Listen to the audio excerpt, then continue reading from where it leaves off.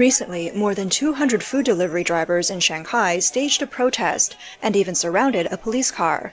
People familiar with the situation said it all started when a residential compound in Pudong introduced a new rule. The rule banned delivery drivers from riding their e-bikes inside the compound and required all orders to be delivered on foot. On the night of August 10th, several drivers were stopped by security guards while delivering food. In the standoff, a strange new role appeared, what drivers called a second delivery person. Since some drivers couldn't enter, they paid residents who could go inside to complete the delivery. Drivers stood outside scanning QR codes and passing orders to these temporary helpers. Another residential compound in Pudong had already introduced a similar system. There, drivers had to switch to a special shuttle at the gate and deliver food under security escort. This rule meant deliveries took much longer, drivers lost other orders, and their income fell sharply. The new restrictions sparked collective anger. Riders said the rules were unfair and added extra burdens, especially in the summer heat, where some had already fainted from heat stroke. Around 200 drivers from Meituan, LME, and JD.com quickly gathered. They refused to deliver food, shouted slogans, and demanded the ban be removed. The property management locked the gates and refused to talk. Police then arrived and arrested one protesting driver. The situation escalated when angry drivers surrounded the police car, chanting, "Release him, release him." In the end, the police were forced to let him go. By early morning on August 11th, drivers and property managers reached a deal. The ban was cancelled, and drivers were allowed to ride inside the compound, as long as they kept their speed under 25 kilometers per hour. Only then did the crowd finally disperse. The incident quickly spread on overseas platforms like X and YouTube, sparking heated debate. One comment said, "The property management made a foolish move. The compound is huge, and delivery drivers don't just deliver one order. If they can't ride inside, then set up delivery lockers at the gate. If you want them to deliver inside, but don't allow bikes, then who takes the blame when the food is late and customers complain?" Others said, "This is really a problem with the platforms. Orders to this compound should be suspended until residents pressure property management to change the rules, instead of forcing drivers to fight." Some even called for a 3-day strike, with demands for extra pay during extreme heat and more time for each delivery. There were also messages of encouragement. People said this protest showed that unity and collective action can bring results, and each time something happens, drivers must fight to protect their own rights. For groups in weaker positions, only unity can prevent being pushed around by those in power. This isn't the only incident of protest. In March 2025, food delivery drivers in Wusheng County, Sichuan, went on strike, protesting excessive exploitation. In Hangzhou, the sudden death of a 55-year-old driver, known as the Single King, sparked national attention. In August 2024, in Hangzhou, a security guard demanded that a delivery driver kneel and fine them 200 yuan, triggering a protest from hundreds of delivery drivers who clashed with the police. The video quickly spread, and public opinion erupted. Data shows that in 2023, there were 12,000 traffic accidents involving food delivery drivers in China, nearly half of which were caused by rushing through traffic. In 2021, Guangzhou saw a sharp increase in violations related to online delivery, with 130,000 cases of illegal activity. These protests reflect the growing issues within China's food delivery industry: algorithmic exploitation, reduced subsidies, and lost worker rights. At the heart of it all are giant platforms like Meituan and LME, whose algorithms pressure workers to work harder, penalizing them for delays, removing subsidies on rainy days, making delivery work increasingly dangerous. The protests of food delivery drivers are not isolated. Across the country, whether in the cities or in factories, workers facing unfair rules and loss of rights are expressing their discontent through strikes and protests. On August 12th, over 1,000 workers at Aerospace Zhengbang Precision Machinery Company in Gu'an County, Hebei, went on strike after not being paid for several months. The company, established in 2010, is heavily involved in China's space programs, like the Shenzhou spacecraft and Beidou satellite system. A commenter pointed out that some state-owned enterprises, despite their impressive appearances, have serious internal financial and management issues, and once the management fails, companies inevitably collapse. Meanwhile, there have been several incidents of intense resistance in rural areas.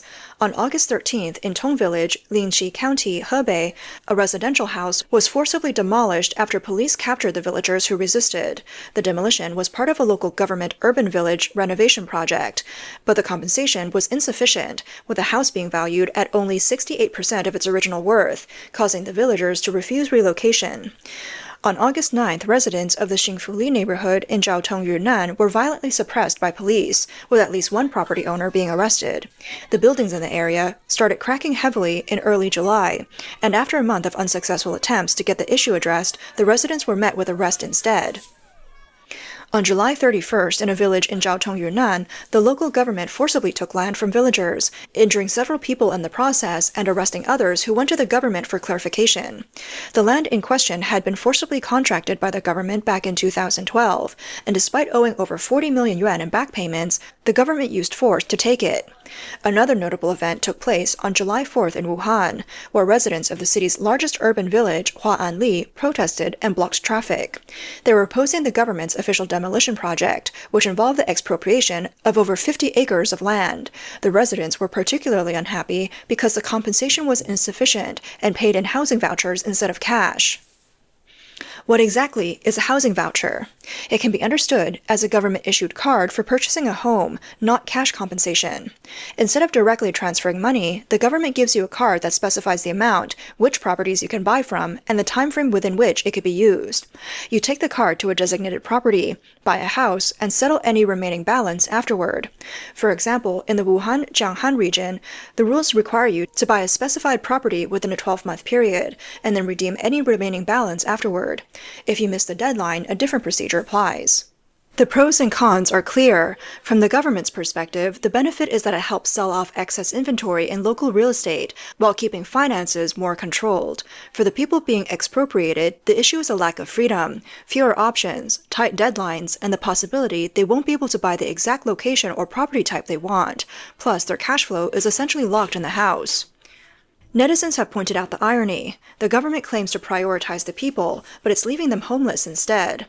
The controversy at Hua'anli is not an isolated case. Across the country, similar protests are rising due to arbitrary fees, forced expropriations, or the seizures of resources. From Mianyang and Dongguan to Guangzhou and Hainan, these events all reflect the same underlying struggle. From August 1st to 3rd, 2025, hundreds of tenants in the Shiqiaopu community in Mianyang, Sichuan, protested by blocking roads and destroying toll gates in protest of parking fees. In June, workers at Yangyong Village, Dongguan, Guangdong, protested against a village toll system by tearing down the facilities. In December, in Zhengcheng, Guangzhou, a toll checkpoint was set up in Datun Village. Around 1,000 people smashed their cards, and the government promised to stop the fees. On March 20th, in Hainan's Haikou, hundreds of villagers in Hanxiang Village blocked roads and gathered at the town government to protest the forced expropriation of farmland for a cemetery. Moving to student protests, on the evening of June 12th, over 1,000 students at Hebei Foreign Language University gathered, turning on their phone flashlights and chanting, "Holiday, holiday." Some students called this the 612 uprising, and the leader was affectionately called the Warm Flask Hero. The reason for the protest was that the school extended the semester from the planned 16 weeks to 18 weeks, leaving students with just over a month for summer vacation. Many students were struggling with extreme heat, and the medical center was overcrowded. Many students felt like they were paying so much for education, but were not expecting to endure this hardship. Afterward, students from Hebei Foreign Language University began posting online, urging new students to avoid applying to the school. The post detailed the strict management at the school, compulsory study sessions in the morning and evening, standing during morning study, and mandatory roll calls during evening study. The dorm conditions were poor, with most rooms being 8-person shared dorms and public bathrooms. The curfew was early, and students had to go to public baths for showers, with frequent room checks. Even leave requests were tightly controlled.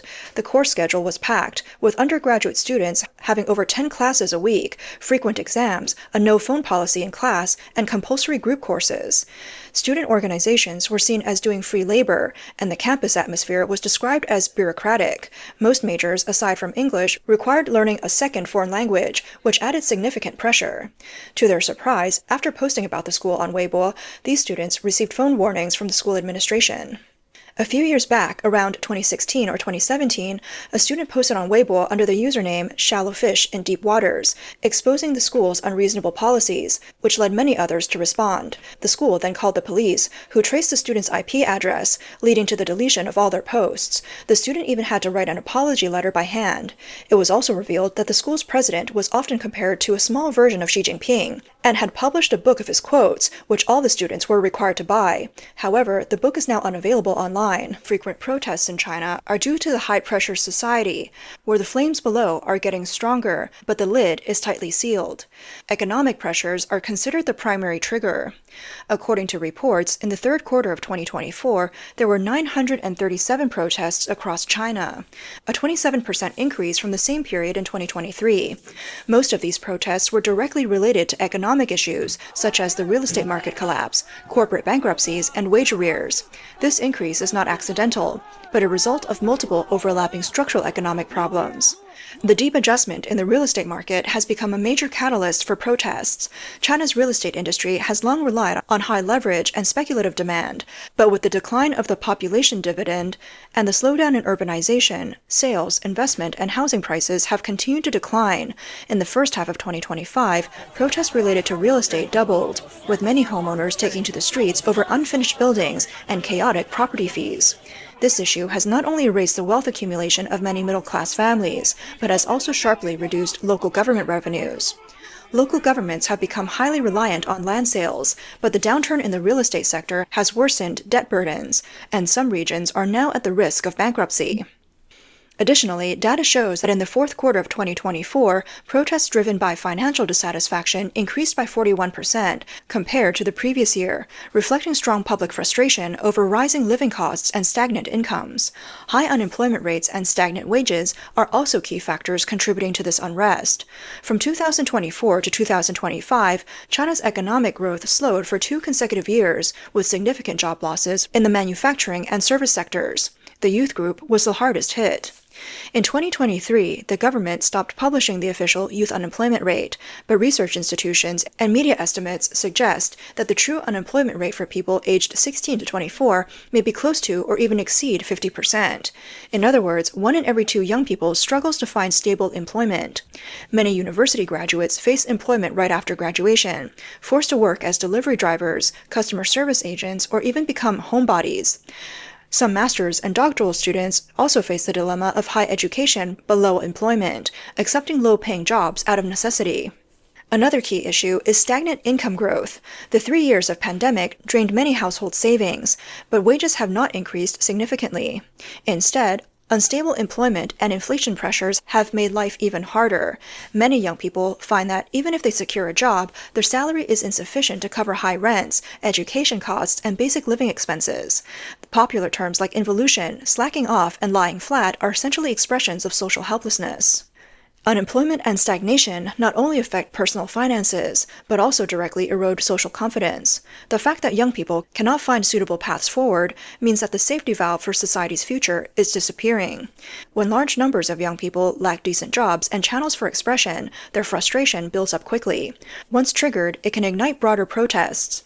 Furthermore, the rapid adoption of artificial intelligence and automation has intensified employment instability, especially impacting low-skilled workers, leading to increased unemployment pressure in the short term.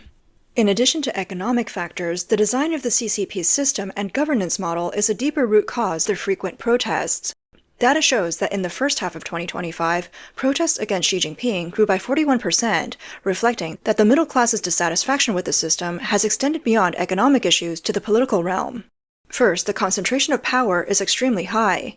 In China, major decisions are pushed from the top down, with a lack of real checks and balances. Whether it's demolition, fees, or housing vouchers, the rules are often unilaterally set by the government or powerful agencies. Residents, workers, students, and other vulnerable groups have almost no participation or bargaining power.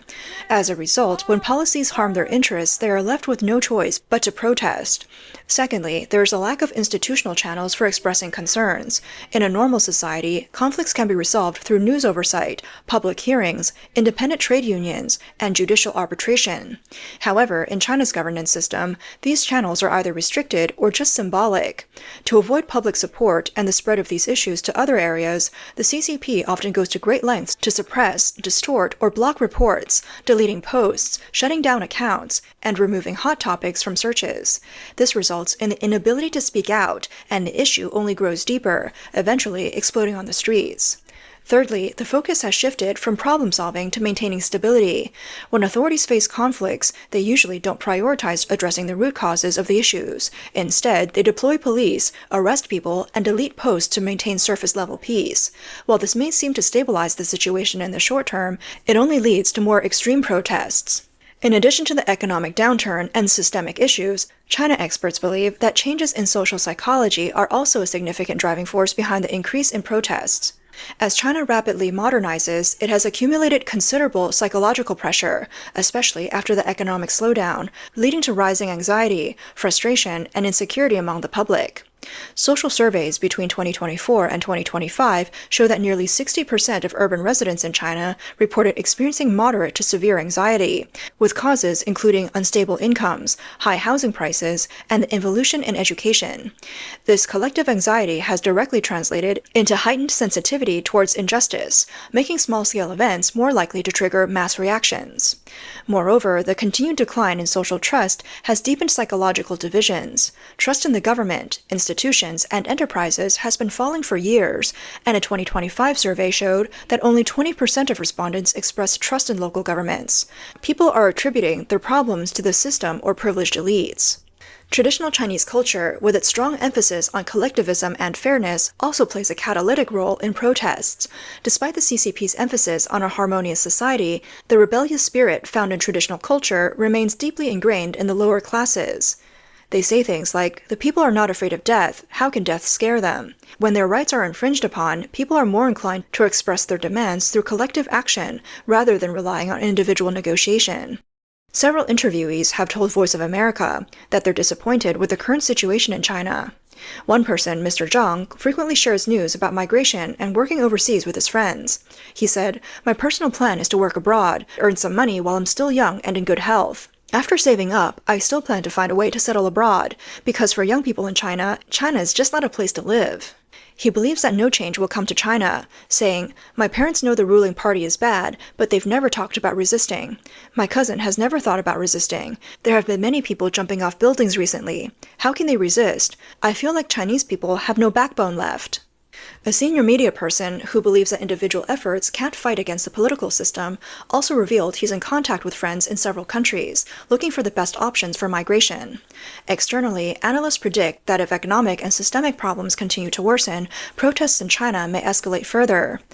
Chinese political and economic commentator Qing Peng, who resides in New York, also pointed out that the CCP regime has maintained its control through high-pressure rule for decades. If the government starts to concede, its response system will begin to collapse. Therefore, if public resistance continues, the CCP regime may eventually collapse.